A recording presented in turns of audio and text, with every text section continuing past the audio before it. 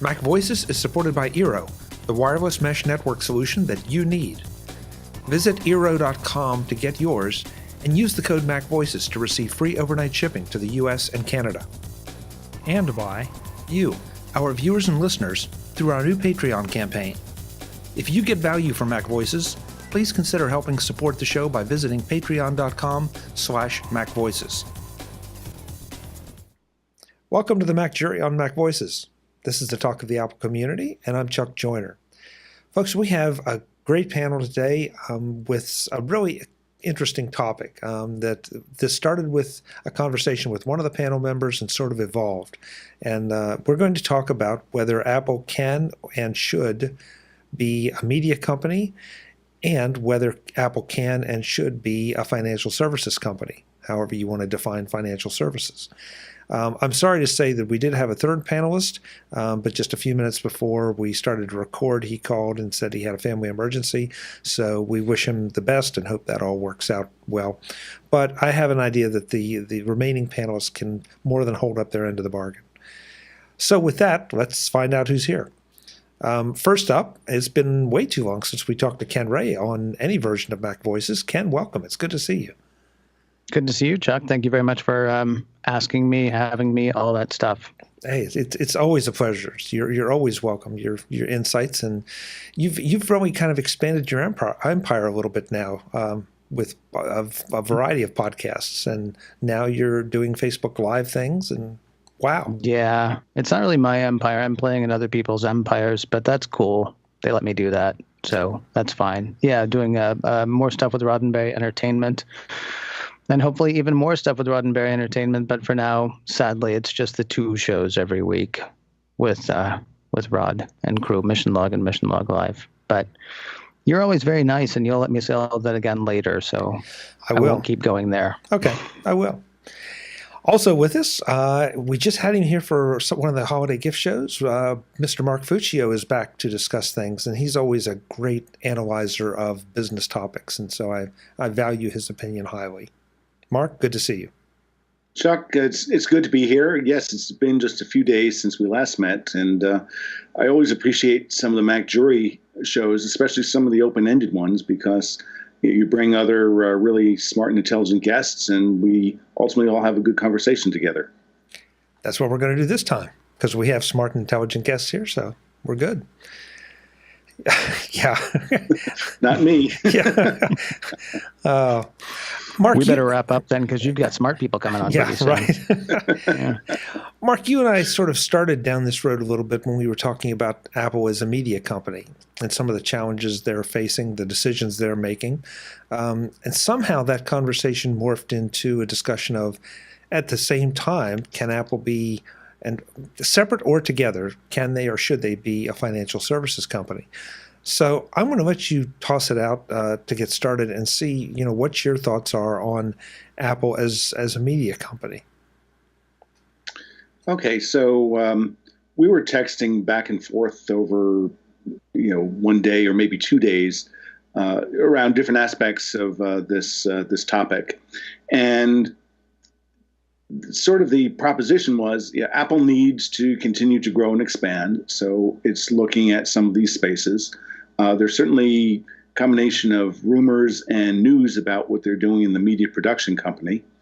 And at the time, that seemed a little strange and odd to me, because at the same time, I figured that they had already made a play with Apple Pay into the payments industry. And they expanded it this year to add additional service of ability to send money from person to person. And it seemed to me like that was a business they're already in.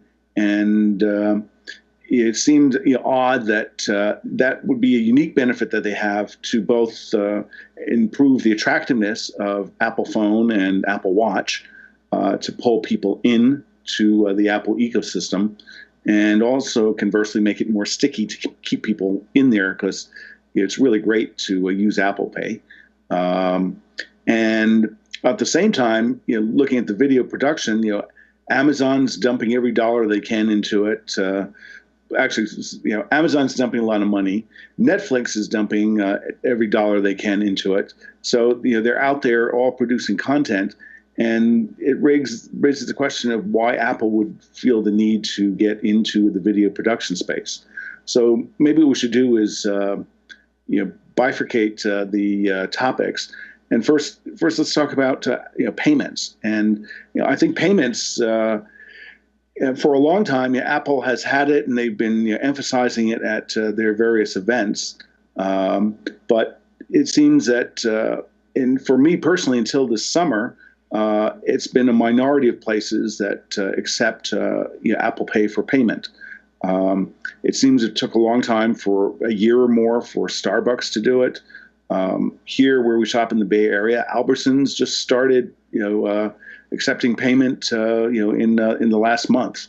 In fact, there was a big announcement about it, and I think maybe that's what triggered one of my text messages to you. So, it seems to me that Apple has launched it, but they need to continue to promote and evangelize because I think it's a real benefit to them. Because on one hand, ultimately, nobody really likes their bank or credit card, or at least that's as far as I can tell. And I think Apple has a potential solution out there that they could become a payments powerhouse. And financial services is a big, broad industry. I don't think about finance or loans or insurance. I'm thinking that they could serve a banking function of just simply moving money from point A to point B, or being a reservoir to hold it. And providing a mechanism that people can distribute funds to pay for, their power or their monthly payments to Apple if they're on one of the Apple iPhone update programs, or wherever else they spend money. So my thinking is they already have a dog in the fight, and that they really should continue to make it more present, because at a consumer level, I tried to think, for the purpose of this show, I think if I'm spending 5% of my monthly credit card spend using Apple Pay, I think that would be really pushing it. So I think maybe a good model for the rest of the consumers out there, maybe not. But based on that, it still seems to me they have a huge way to go of just increasing the size of a business that they've already entered and pioneered. Okay. I guess one reaction I have to that is that especially with the Albertsons thing, I felt like the ramp up was a little bit slow, but I didn't feel like that was. I thought there were two factors, at least in my opinion. Factor number one was that a lot of places were not equipped to take Apple Pay, and I mean the hardware equipped. The second thing that I find is that I don't know if this is Apple's problem or the vendor's problem, but it's the signage is terrible. You have MasterCard, Visa, Discover, Amex. Those logos are all well known, and they're plastered everywhere. But Apple Pay is not there. Now it's getting better, but a lot of times I have to ask if they take Apple Pay before I find out that they do. Once they do, great. So, don't you think that might actually be part of what Apple is banking on, though? Is you asking every time you go to a store whether or not they take Apple Pay? Because if they're like, if they're just relying on you seeing their logo, right, then you're not going to ask somebody in a place where you don't see their logo. So if it's not readily apparent, they may be looking for you to say, "Oh, you guys don't take Apple Pay? Okay." And eventually, if enough people come in and say, "Do you take Apple Pay? Do you take Apple Pay?" then eventually maybe that trickles up, and they eventually come to a place where they will. I mean, I'm not saying they're doing some guerrilla marketing thing, but I don't think it bothers Apple that, if you don't see their logo, that you say their name to whoever you're talking to, and they understand that would be something that would make you happy. I would agree with that, except that you, Mark, and I are not the normal consumer. The normal consumer, I'm afraid, is going to look and say, "Oh, they take Discover. Okay, I'll pull my Discover card out," or they take Visa. We would definitely do it. We would, as much as being advocates for Apple, is just the whole contactless payment, security, all that aspect of it. But a lot of people wouldn't think that. They'll just stick the chip in or swipe the card or whatever. See, what's funny is you say we would do that. I actually haven't used Apple Pay yet because none of my financial institutions, I have a small bank that I deal with, and other stuff, for whatever reason, none of them are. I think I have one that I could probably turn on Apple Pay, but it's not the one that I use normally. So I haven't been using it yet. But I mean, going sort of to the broader question of should Apple be in financial services or in payments? Yes, I think so. I mean, I'm looking forward to when I can actually start sending money back and forth to people. That'll be kind of interesting once I do that. But the other thing is, what should Apple not be in? I mean, they've got more money than creases. They can play in anything at this point and not tax themselves in any way. I mean, anything that they go into and spend, even like, what is it they're talking about? They're going to spend $1 billion in original content over the next year, and people are losing their minds on that possibility. But that only leaves them with $268 billion, assuming they don't make any more money. And that's only about half the spend that Netflix will do. So I think Apple certainly could be a force in the video world, but let's table that just for the moment. So coming back to, yes, I think all these points they're all interrelated in that it's the proverbial what comes first, chicken or the egg type of argument. And Apple has been aggressively signing up financial institutions, and that's great because that's where some of the money flows, and that's where Apple gets a small take, rumored to be 1.5%, a tenth, 0.15% of the transaction. But on the street, as Chuck was pointing out, there's just a lot of places where you don't know if they take Apple Pay or not. So I have, since the Albertsons announcement about a month ago, everywhere I go, I make a point of asking you to take Apple Pay. And if not, I say, well, it's a pity. I'll just stand here while I grab my credit card. I think to Ken's point, yes, I think a lot of people may be asking. However, what's the chain of distance between that retail clerk and the store manager and so on up the chain before it becomes, how many times do people have to ask before they stop saying, no, I'm getting tired of this, why can't we get our act together and accept Apple Pay? So I think that's a vital issue. And I have an idea, which is two ideas Apple might do to accelerate it. One is, Chuck, you touched on the fact that they need to have new payment hardware. Well, why don't they partner with Visa and make some sort of investment and use some of that capital that they have to motivate accelerating acceptance of terminals that will accept Apple Pay.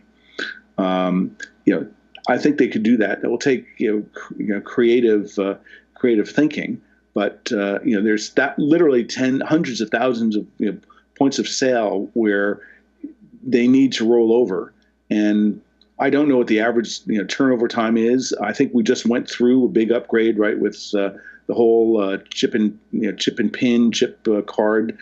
So maybe Apple's timing was wrong for that. But I think if they can try to catalyze an additional change, then that might boost their acceptance rates.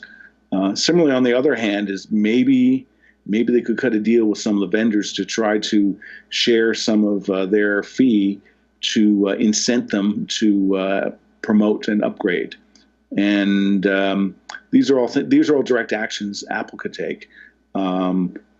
Maybe, I don't know, I certainly haven't heard anything identifying if they have some sort of sales or marketing or partnering team going out and working with the large retailers to get themselves rolled out at every point of purchase. Obviously, something like that happened that led to the Albertsons corporate release, because Albertsons, there's tons of there's several other brands in California and around the West that fold under that chain. So I think Albertsons is a sign that Apple just needs to be more aggressive at getting the word out of places that accept it. I agree with the aggressiveness part. And if you want to work it from the other end, I'd like to see them work it from the Apple Watch end, because I think it's a lot of people have not come to appreciate just how easy it is. I mean, it's one thing with the phone, but it's even easier with the watch. And it seems like, I mean, what did we see at WWDC at the keynote? That the Apple Watch is now the number one watch in the world. Not the number one smartwatch, but the number one watch. I mean, think about that. That's all those potential Apple payers out there. And I wonder how many of them really have tried it or used it, or whether they're a little afraid of it maybe. So I'd almost like to see them work from that end, because that would be a matter of education more than laying out cold hard cash. Now, cold hard cash is not something that Apple really has a problem with at the moment.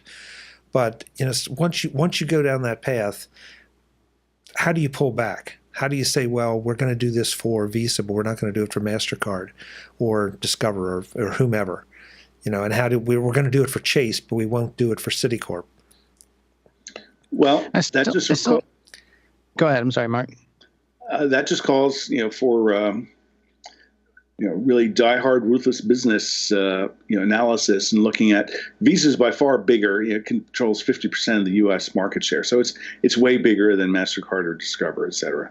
So they just may need to work with a biggie, knowing that that's going to have cascade effect, and do some of the others to change. Analogous to the iPhone and AT&T success, ultimately forcing Verizon to capitulate and strike a deal with Apple after, 5 years after the iPhone was first launched. So I'm just thinking that Apple needs to be a little more strategic about fostering the acceptance of this. In preparation for this, I found a survey, a place that does analysis about the acceptance of different mobile devices. And they have reports on Apple, Walmart Pay, Android Pay. And some of the key reasons is holding back the use of Apple Pay is people use it sort of every chance they can get, and then when they know it's available, and there's a lot of uncertainty, which touches on a point that you made, Chuck. So that's why I think, yes, they need to raise the visibility. And one thing I know is some places I go to, the Apple Pay is right there on the logo on the payment system. Others will accept it, but it's not there. So I think that's the point ultimately where it needs to be, not at the front of the store or anything, but right where money changes hands, so to speak. Yeah. And I think if you look at sort of what it's worth, just doing a little bit of back of the envelope calculation, in the U.S., the total volume of purchases is about $12.5 trillion. So if you figure out how much of that could Apple get in theory at the max, assuming they got 100% of what is their market share, well, that would be dictated by the iPhone share in the market, which is around 22%. So if you apply that and you assume the reported numbers are true, that Apple gets 0.15% per transaction, that gives them a U.S. market share of about $4.25 billion. Worldwide, maybe you double that. I wouldn't quite triple it. Most people sort of count global market. They look at U.S., Asia, and Europe as the big consumer areas. Given diversity in development and acceptance and use of credit cards and incomes and things, I don't think I would triple that, but maybe you get to like an $8 billion market, opportunity. So it's potentially decent money, not great because of not hugely impactful given the scale of, Apple being almost a $250 billion, $250 billion, company. But it's one thing that really gets people hooked on their ecosystem, and has been a recurring topic, I think, for this group of people on your show over the past many years. It's the competitiveness of the ecosystem that Apple is investing in. So that's the reason I'm so gung ho on payments, is they're already there, and I think they can take action to accelerate it. Yeah, but go the other way. What has Apple actually busted down the door and said, here, this, right? I mean, it's the Mac back in '84. It's iPod in 2001, although really they didn't start hitting with ads for that really hard until 2002, 2003, 2004. They sort of let that grow, sort of slowly. iTunes before that, I think they might have eventually run some ads for iTunes, but iTunes originally was just like, hey, here's a way to manage your media. And it was really a Trojan horse in a lot of ways. The iPod was the other one. Yeah, they focused on the iPad ads, iPod well, no, ads. What I was going to say, right. So it was the Mac, and then the next big thing I think that they actually did a hard push for was probably the iPod a number of years later. Then it was the iPhone, then it was the iPad. And everything else, the iTunes store, they've done ads for iTunes, but they haven't, they didn't show up and say, hey, here's the way you're going to do your music from now on. You just kind of started using iTunes because it was available, and it was a good way to manage your MP3s, which we were all stealing from Napster. Or the stuff that you were buying from iTunes, or the stuff that you were ripping from your own collection. They're growing services at a surprising clip, even for Apple, and they're doing that without really advertising their services. So the one thing that I keep getting hung up on is both you and Chuck have said what Apple needs to do. What Apple needs to do is make iPhones and count their money. And then everything else they do is that would be a neat thing. Let's see how that goes. That would be an interesting thing. Let's see how that goes. I mean, we're eventually all going to be you guys are both using Apple Pay right now, and you're saying, where else can I use Apple Pay? I'm looking forward to, when I finally figure it out, and when I, activate whatever card it is or whatever, I'm looking forward to using it as well. And once I start using it, I know from other people that I've talked to, I'm not going to stop using it. So, it's going to become another sticky part of the ecosystem. And Apple has not been in a hurry on any of this. They're fine because they're still making money hand over fist, not that other thing over that other thing. One other thing I will say really quickly, you were talking about Apple Pay. I know somebody who took a trip recently, and though she's had her Apple Watch for a while, and though she's flown several times, this last time was the first time that she decided she was going to try to use her Apple Watch to board the plane. And at both terminals, neither person had ever had that happen before. Wow. And we've had that available for a couple of years. And you can say, well, Apple really needs to get on this. But you know what? That's how she'll do it from now on. And now that person at the gate knows about it. So, you're still buying the watch, you're still buying the phone, and probably you're not going to walk away from those things. And when you eventually get around to Apple Pay, or when the grocery store down the street eventually gets around to accepting Apple Pay, that's just going to make the whole thing more sticky. But they're using flypaper, not a mousetrap. If that I mix those, they're using a glue trap rather than the mousetrap that goes snap. Right. I guess, or not a laser beam. Yes. Well, so right. You raise a great point. Is the problem us that we're too anxious to see it become a much more dominant, much more visible? Maybe not dominant, although dominant wouldn't be bad. Are we the ones that have the wrong expectations? Well, problem is a problematic word, I think. If you're excited about it and you want to talk about it, that's great. And if you want to say, here's what Apple needs to do, you're talking about it, and everybody who's watching your show is talking about it too. And that just generates more interest. I don't want to go so far as to say generates hype, but it generates more interest. And I don't think Apple could really complain about that.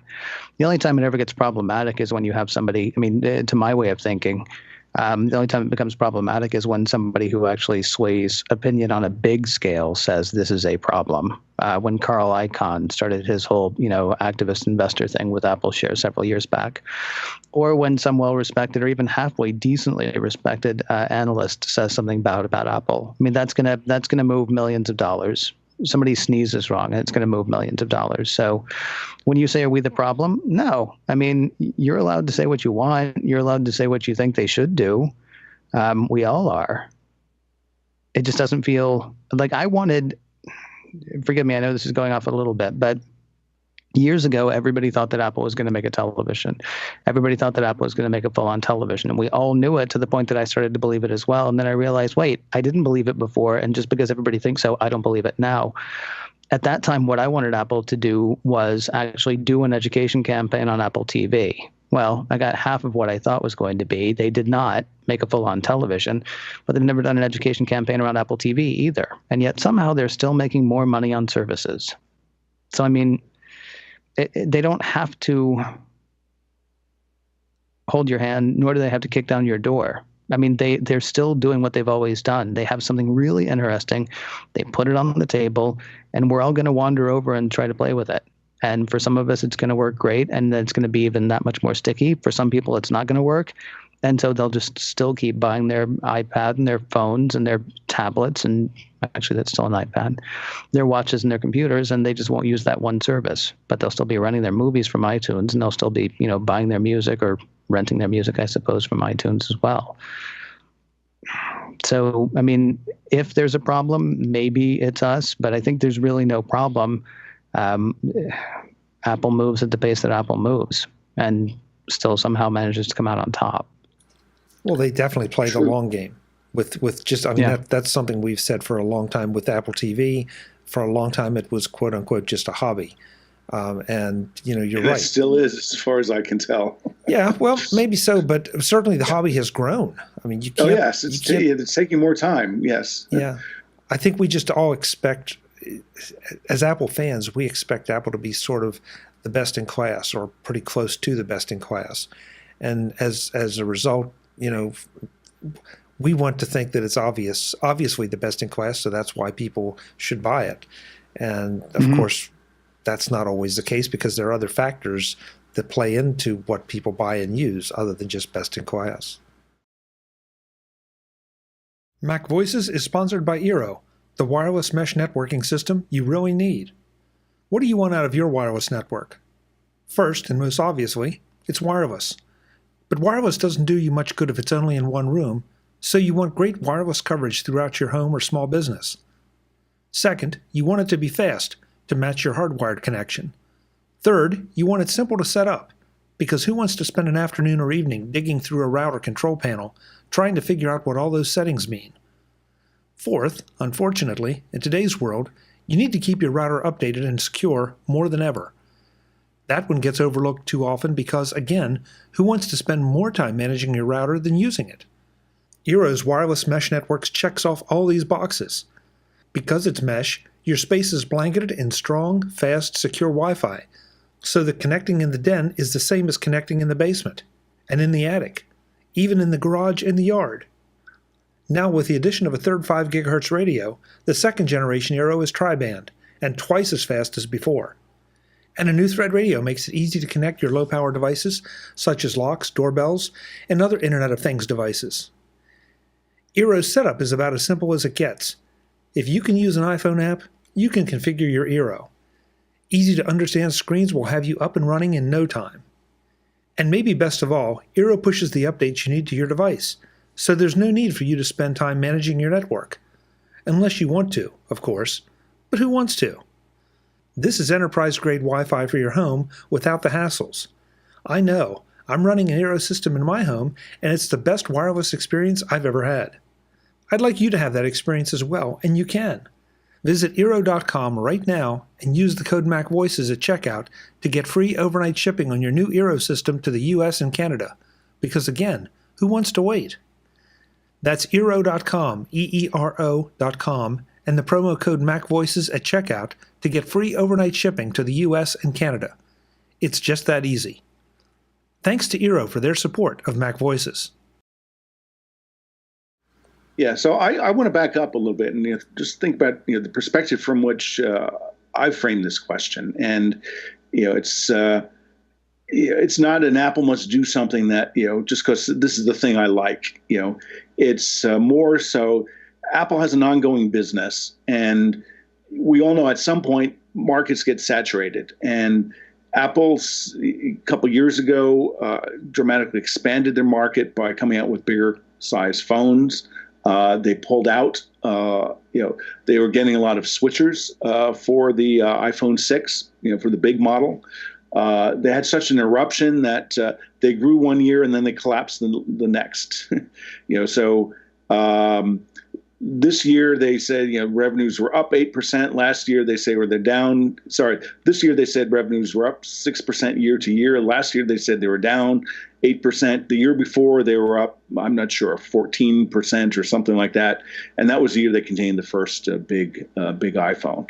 So, Ken, this is something you talk about on your shows. Is the massive upgrade cycle that supposedly is coming. And I don't know if it's coming or not, but at some point, if Apple, Tim Cook and the Apple board may be content, to see their business collapse, pick another 10, 15, 20% because, people stop buying iPhones and replacing them at the rate that they do. We've seen sort of like 3-year decline in iPads. So something like that could happen to the iPhone. So is Apple thinking about this? I have no idea. I'm sure at one level they probably are, concerned about it. And if you're looking at what do you bundle around the device in the ecosystem, services are things that take time to create, launch, and more importantly, to get the behavioral change for people to use. I think we've just seen here in this call that people will jump on and buy something a lot faster than they'll make the behavioral change necessary in order to use it.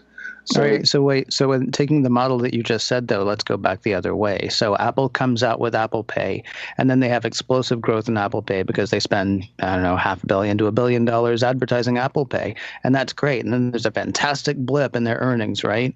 And then the following year, they can't show that kind of growth again because they've shot their whole not that because they've gone so far investment in dollars. Yes, right. They've shot all of their investment dollars. Thank you very much in promoting it, and then everybody did it, and now there's no more room for growth. I mean, take it again, talking about Apple playing the long game. They would much rather grow it a little bit every year for a number of years because that shows consistent growth, right? Then, oh my goodness, the iPhone's going to fall apart someday, so let's quickly make several $1 billion on this next thing. And oh crap, now we have 2 things that are going to fall apart. Quick, everybody, hop in the car that is actually not going to sell. I mean, I don't. Or it's not going to get made. I mean, to say that is Apple worried about this? Well, we know Apple's worried about it because Apple very aggressively last year said that they wanted to take services up to how much? They wanted to double the size of their service business by 2020, which would make their services the size of a Fortune 100 company, I think it is. Well, they're already the size of a Fortune 100 company. That's right. Are they, or 500? Well, whatever. 100. No, wearables are the size 100. Of a Fortune 400 company. Services are already the size of a Fortune 100. So, I mean, because the other thing is, you're only talking about. We're not going to stop buying iPhones. We're not. We don't have the same upgrade cycle anymore, but there are a few reasons we don't have the same upgrade cycle. One of them is because AT&T, I'm sorry, really quickly, took us off the 2-year treadmill. I couldn't just go into the AT&T store, give them $200 and get the latest phone anymore. I started having to think about it, and that disrupted our habit. And so that's one issue there. And then the other issue is phones are getting more powerful, but they don't change as much. So we don't have to buy one every year. We don't have to buy one every 2 years. But bet the next time I need a phone, it's going to be an iPhone and the one after that and the one after that until probably Apple replaces the need for a smartphone with something else that's going to do all those things and then maybe dance as well. Sorry. You started to say something, Mark, and I stopped you. I apologize. Yeah, so I was just going to dig into this point about sort of the replacement cycle for an iPhone. That yes, they certainly have matured a lot, and recently they it seems to me the only innovation is the key innovation is still in the camera and the camera functionality and some of the apps that they bundle around that. So that's certainly a reason for people to upgrade. In fact, you on your show said you were disappointed you bought iPhone 8 instead of waiting to get iPhone 10 because the Snaps app is unsupported.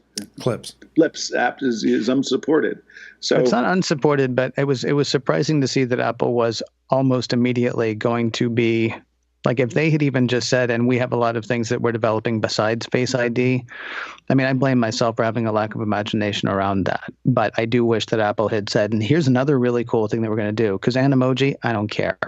Yeah, me either. I just don't. But then when you start showing me something that I can actually go and do something else with it, like the clips thing, and then for my phone, I understood that I wasn't going to have Face ID, but for my phone, for Apple to design something that's like, oh yeah, too bad you got the phone that was almost as expensive, whatever. Yeah. But I apologize again. I don't know why I'm apologizing. Yeah. So again, I think these are all things, right? That and coming out with the two-tiered phone, the iPhone 8 and the iPhone 10.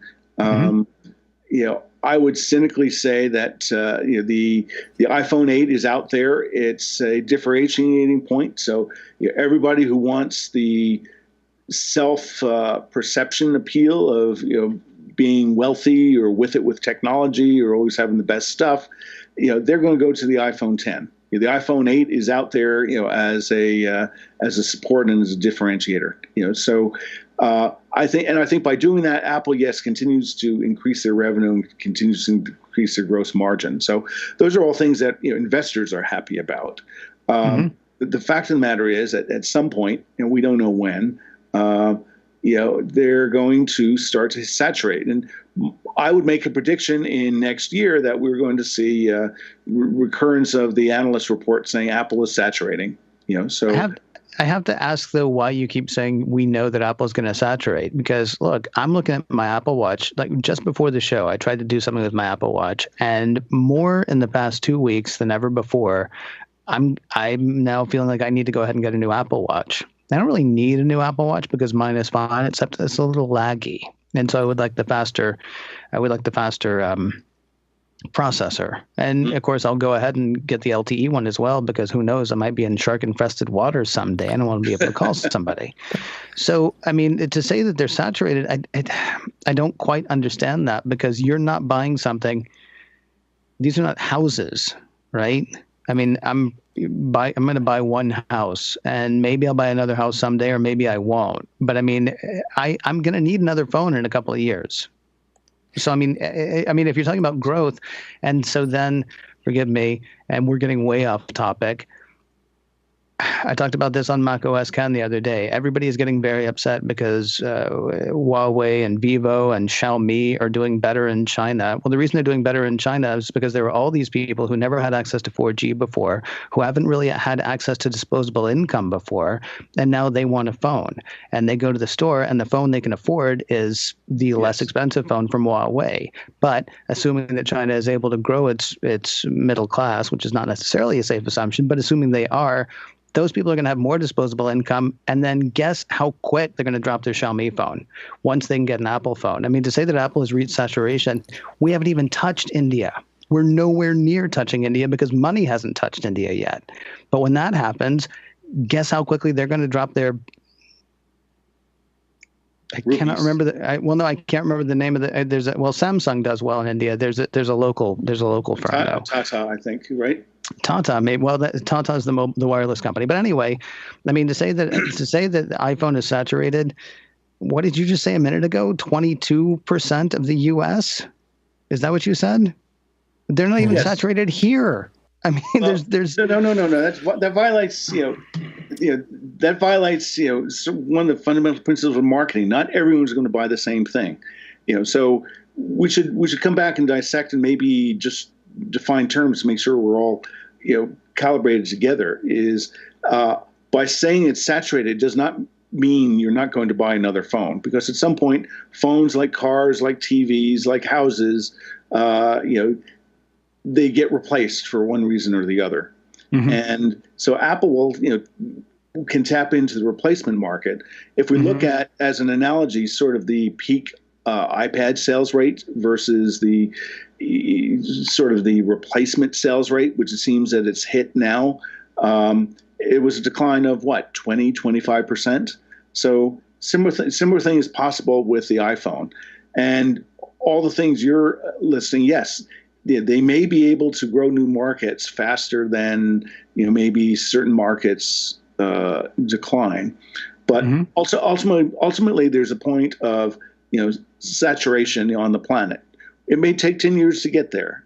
It may take 30 years if you're really taking the long view and thinking about, okay, well, these now poor economies, they could somehow grow and might be able to later afford this. Right. To me, that's a little bit too much speculation. I think, relative to India, look at, what's the percent of the population that could afford it? How much can they get there? Well, go back to China 10 years ago, though. I mean, that's even what Tim Cook says on the phone call. He says that he sees India now the way they saw China 10 years ago. How many iPhones was Apple selling in China 10 years ago? 0. I mean, and it's now become their most important market. I mean, so you're right. It's speculative. But I mean, to say that, can you really bank on that? Well, they banked on China and it paid off. Well, China's not growing the same way India was, I know. But I'm sorry, go ahead. Yeah, or no, I'd turn that around. I don't know if I'd say India is growing as much as China is, but right. Yeah. Well, so anyway, we'll see. But forgive me. I know I probably took us in a whole bunch of different directions. I don't think we have to worry. I guess that's what I'm saying. I don't think we have to worry about how Apple is doing with Apple Pay, because almost everything, with the exception of the iPad and the iPhone and the iPod and the Mac, with the exception of like the really big struts, they're fine just letting other things kind of grow naturally. Maybe Apple Watch. Maybe we should throw Apple Watch in that list too. But otherwise, they're fine letting things just sort of grow naturally, and the things tend to grow. I don't know. I mean, just to go back to a point you made before about sort of the things Apple's advertised. Well, they have advertised features about, photos and movies. And, so they have advertised, certain key capabilities about the device that's both will motivate more people to upgrade and motivate more people to switch. So we can argue and debate, do we think, payments is a similar thing to that? So the same company that did the Apple report, showed that roughly between 35 and 40% people had tried Apple Pay. If you look at Android, it was between 9 and 11%. So that says, I'm not quite sure what the conclusion is. It could be Apple users are more curious about new technology. It could be they're more educated that there is this thing called Apple Pay, where Google Wallet, just people may not know that it exists. So, but it feels like Apple Pay, because I want to get in on this just a little bit. It feels like Apple Pay, we're talking about the lack of awareness. There's been a lot more news surrounding Apple Pay and them signing up banks than Android Pay or Walmart Pay or any of that. I mean, I'm sorry, but it also felt like those other two were sort of tacked on. Okay, oh yeah, we have a payment system too, and they were, Apple Pay was leading the way, and that, I think there was I'm pretty sure there was contactless payment before Apple Pay, but there were issues surrounding security and certainly visibility. And I mean, Apple was the one that kind of brought it to the forefront. And because, I mean, we were having conversations. That's why Apple made Apple made a much better solution. It absolutely is. Yeah. And they also approached it a little bit different than, and to Ken's point, they were, it was slower, but it was methodical. It was steady. They're signing up banks. They're signing up more banks. They're signing up even more banks. They just kept rolling slowly but surely. And so maybe I'll speak for myself only. My frustration that more places don't take Apple Pay, maybe it's just a matter of time. Maybe it's like your favorite fast food restaurant, that having to move into the next state and to the next state and to the next state. Maybe you just have to let it happen and wait for it, even though you would love to have it right here, right now. I wish on those numbers that you had, Mark, I wish we knew how many of those, because obviously there's a larger percentage of Android phones out there than there are iPhones in the States. But my assumption is that's because people just sort of, not everybody, but a lot of people show up at their carrier and they want a phone. They don't want to spend too much money. And so a lot of those people just end up with an Android phone. I wonder, if more people have used Android Pay who have also, bought the Pixel, or who have gone in knowing, oh, I know I want the Samsung Galaxy S8 or the Galaxy Note 8 or whatever. I know I want the latest Samsung phone. I wonder if those people. Yes. Yeah, if people who actually who are more into their technology, like because that percentage, I'm not saying it would ever even equal necessarily, but I mean, I think there's a level of trust and a level of, well, it's been written about a million times, a level of love that iPhone owners have for their devices or that Apple owners have for their devices that other people don't necessarily. So if a lot of people are walking around just with the phone that they were given, or directed towards when they went into their Sprint store, their Verizon store, or wherever, they're not necessarily as into the technology, so they're not going to be as interested in, oh, well, can I pay for stuff with my phone without taking out my card? I mean, it's possible that we're actually talking about just who's more into their tech in a way there too. It's possible that it's all early games for everybody, or early days rather for everybody. I probably think so. I mean, I do believe, and actually, I tweeted out earlier today. There was a news story that Microsoft changed from whatever it is, Microsoft something, to Microsoft Wallet. From Microsoft Wallet to Microsoft Pay. So anyway, just cheap humor aside, I think we're still definitely in the early days of people migrating. I think it was sort of like, I think when we were all in college, right, we were all, the ATM card was, something that was new, and that took, a long time for people to migrate to. iPhones, and smartphones seem to switch, boom, like that. And I think, for weaning them off their credit card onto their phone, I'm surprised it's not as happening more quickly, but you're right. Maybe this is a minority point. Don't know, but I think it's one of the most visible points of the ecosystem that where I think that Apple, with a little bit of investment, could stand to reap huge benefits, because how many other people, to go back to your analogy, Ken, how many other people in the following week or from that plane who saw that are now trying to check in with their iPhone and with their Apple Watch instead of putting it on their phone to scan it at the check-in gate. The one thing though, I guess that Mark, I'm glad you brought up the Microsoft Pay thing, because I guess that's in the world we live in today. That's my concern, that a lot of this is mind share, is awareness.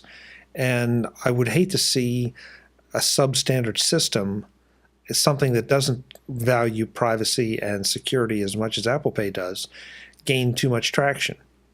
And there are competitors out there that, and they're going to be willing to throw more money into publicizing their systems, whether they're as good or not. That's for the independent evaluators to do. But I guess that may be why I get frustrated. Is just like, that's why I want Apple to push it and to educate and to raise awareness that this is not just an alternative. This is a better alternative. I mean, we can take it the whole way back to the Mac OS versus Windows if you want. I'd rather not. Well, from the standpoint that there are objective reasons why the Mac OS is better from certain angles. Yes. And so that's why I don't want to see Apple, I don't want to say lose the fight, because I don't think they're going to lose it, but I want them to win it faster. Yeah, so I would make an interesting point about the Microsoft Wallet, now Microsoft Pay. Since they have had such a roaring success with mobile devices, where are people going to use this?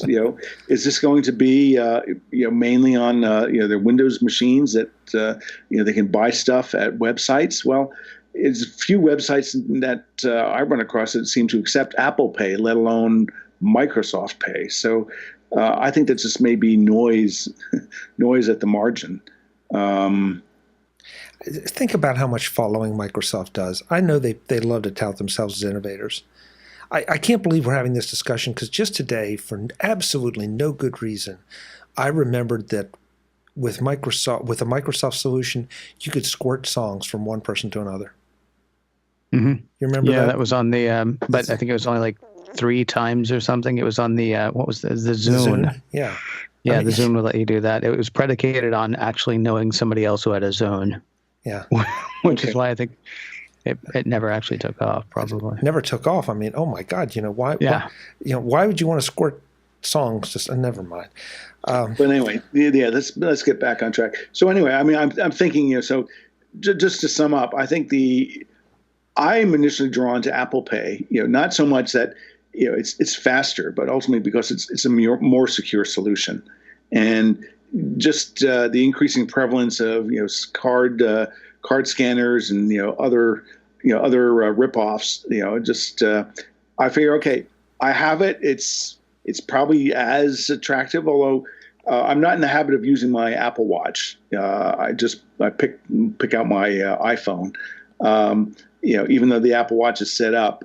But it's more secure and it's as faster than actually. I think it's faster than the chip and payment card. There you have to put the thing in and it has to register it, and it's don't pull out, transaction done. Whereas the Apple thing, it's boom, it just works very, very, very quickly. So that's why I'm intrigued about that. And again, I think just since you have to either have the face or finger identity validation, that certainly cuts down on fraud. And I think that's good for everybody overall in the credit card using ecosystem. And that's why I'm surprised that part of the ecosystem hasn't pushed it more.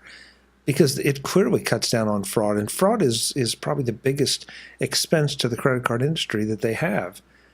And here's a device that if they give me more places to use it and I use it, I'm not going to say it'll eliminate fraud, but it'll greatly cut it down. Do you think there's any worry though on the part of the credit card companies that Apple will eventually usurp them? Oh, of course. I mean, okay. They'd be stupid not to. You think that? I think just the opposite. I think that the Apple Pay and Apple Pay Cash, I think are engineered perfectly to insert Apple into the existing payments ecosystem and bring significant value in terms of fraud reduction, so that they're now able to participate and get a slice of the payments action.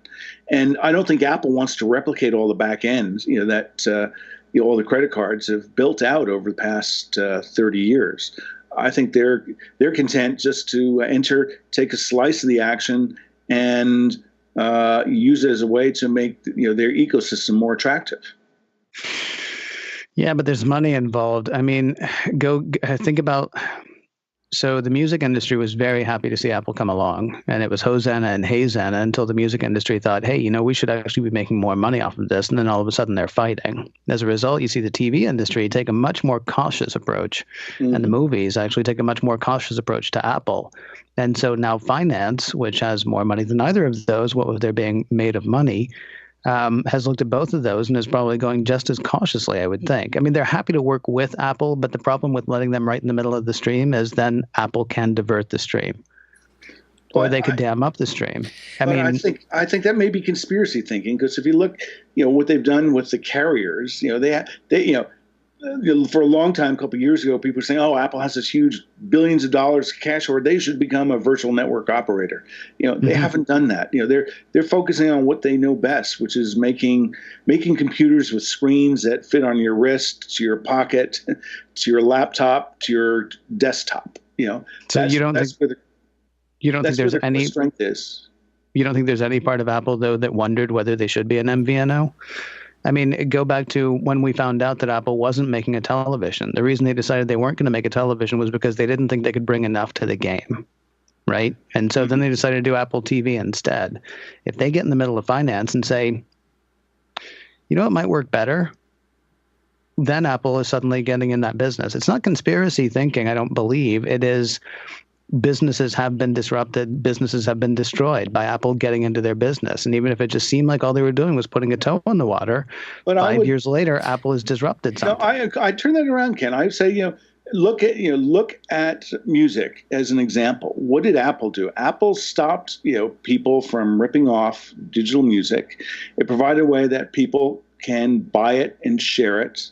It has not really gone upstream to spend a lot of people speculating, oh, Apple should just cut out the studios and let everybody go out in there. Because, as much as you like it or not, the studios do add value in terms of identifying and grooming talent. So, yes, Apple is taking a huge chunk of that revenue, but it's been a cooperative, coexistence. They haven't been a parasite in that they're just not living off of an ecosystem, not contributing anything into it. They have a lot of commensal benefits with the big music companies. So I think that's sort of the approach that they have taken with the wireless carriers, and I think it's an approach that they're clearly on the cusp of in payments. Now, yes, who knows? The CEO after Tim Cook might decide, well, all this stuff is garbage. We want to become a bank and screw these guys. Anything is possible in the future, but I just don't think that seems to be consistent with the way they're acting. Wanting to cooperate, in other existing industries that they want to bring their innovation to sell their devices. They don't want to take over the industry. If you look at all the rumors about the car, right? It's sort of the Project Titan and its crash. It seems to be okay. They realized, whatever extent their project was, that they didn't seem to have anything that would compete certainly at the vehicle level.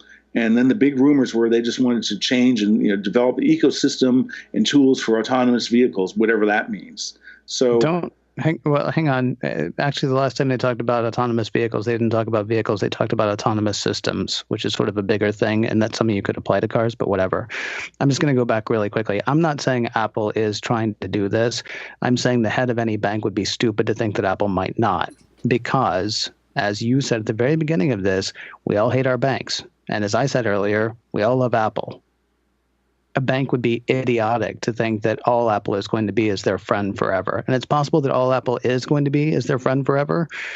But if they're not running risk analysis on whether or not Apple might eventually eat their lunch, they should go ahead and take their golden parachute and jump now. Because if they're not even conscious of that, then there's no disruption that they're ready for. I mean, that's like BlackBerry thinking, it seems to me. There's so many points here that I want to get in on.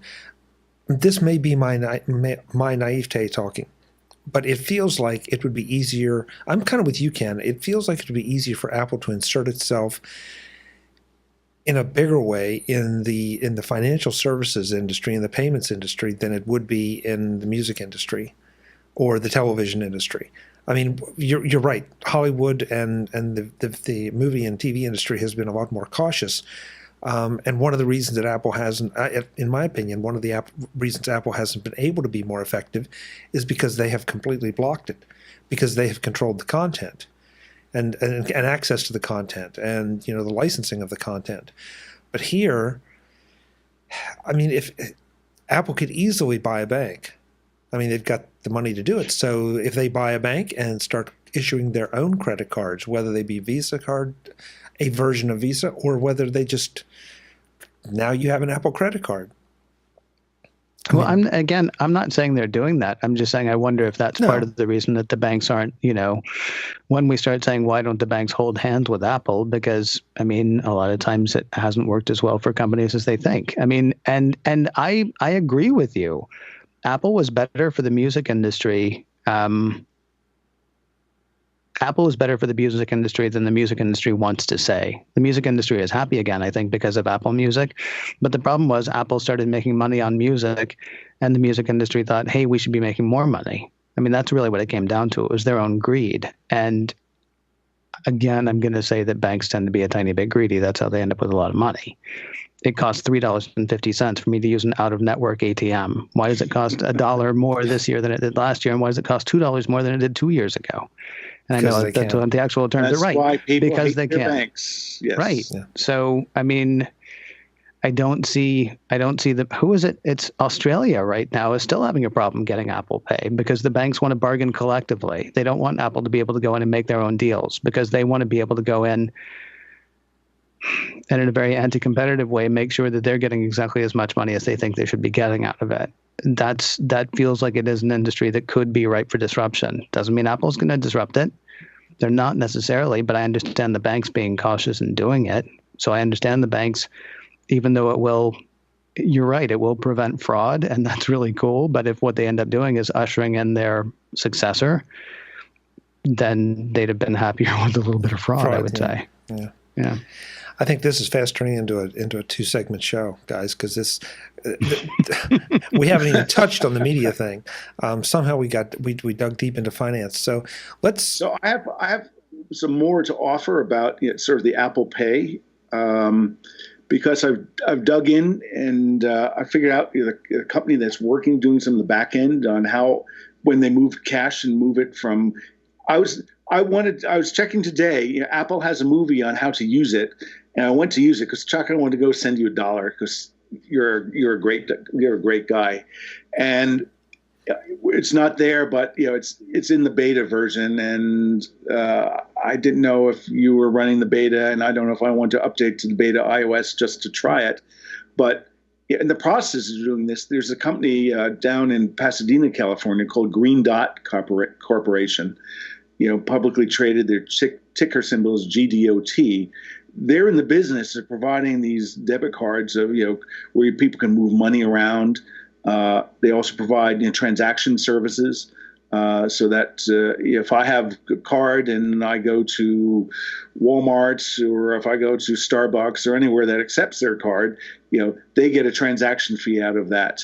So they also have a business where they're working with Intuit and all these sort of tax preparers, so that if you get an early tax refund, the money goes through their network and they get a cut of that. So very, very, very, very interesting, company. It's a small company, $3.1 billion market cap, which is about what Apple paid for Beats, right? So the interesting thing about this organization is about 40% of their revenue comes from their servicing of Walmart cards.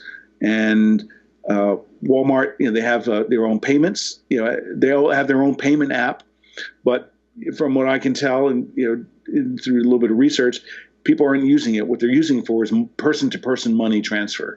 You want to send money to your family somewhere else, or whatever reasons you need to use it. So this is sort of the back-end company behind it. And, if Apple wants to use some of its almost $900 billion market cap, they should acquire this company. And I think that would give them that if they were to do that, that would be a clear signal that they want to own this industry and then unleash the sort of, they're coming at the banking and payments industry really hard instead of just partnering, to be a good corporate citizen and, make their device attractive and make money off of the services their device deliver to their users. So very, very, very fascinating thing that I urge your listeners to take a look into it. I hate to take us too far back because I want to move over to the media side, but I do have to ask one question of both of you. Ken, I think you were the one that said it, and we've sort of predicated some of the discussions here on it, that we all hate our banks.